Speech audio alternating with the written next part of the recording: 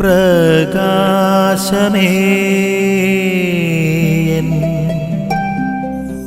മിഴി തുറക്കുക വേഗം.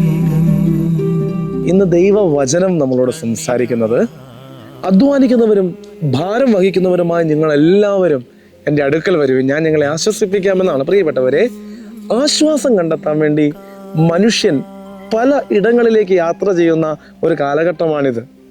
പല വഴികൾ, ജീവിത പ്രതിസന്ധികളുടെ നടുവിൽ, ജീവിത പ്രശ്നങ്ങളുടെ നടുവിൽ പല വിധത്തിൽ ആശ്വാസം കണ്ടെത്താൻ വേണ്ടി പരിശ്രമിക്കും. പക്ഷെ മിക്കപ്പോഴും മനുഷ്യൻ ആയി തീരുക എന്നുള്ളതാണ് ഇതിൻ്റെയൊക്കെ ഫലം എന്ന് പറയുന്നത്.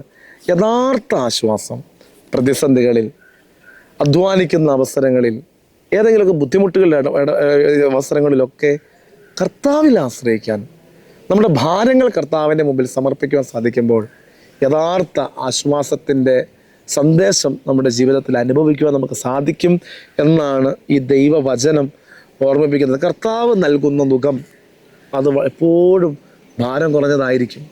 കർത്താവ് നൽകുന്ന മുഖം അതെപ്പോഴും ഭാരം കുറഞ്ഞതായിരിക്കും. ദൈവമേ, ജീവിതത്തിൻ്റെ പ്രതിസന്ധികളെ, ജീവിതത്തിൻ്റെ കഷ്ടപ്പാടുകളിൽ ഞങ്ങളുടെ ഭാരങ്ങൾ ലഘൂകരിക്കാൻ തക്ക വിധത്തിൽ മറ്റൊന്നിലും ആശ്രയിക്കാതെ നിന്നിൽ മാത്രം പൂർണ്ണമായി ആശ്രയിക്കുവാനുള്ള കൃപ ഞങ്ങൾക്ക് നൽകണമേ എന്ന് നമുക്ക് ആത്മാർത്ഥമായി പ്രാർത്ഥിക്കാം. ആമേൻ.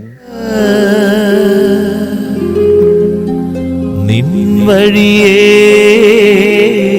നടക്ക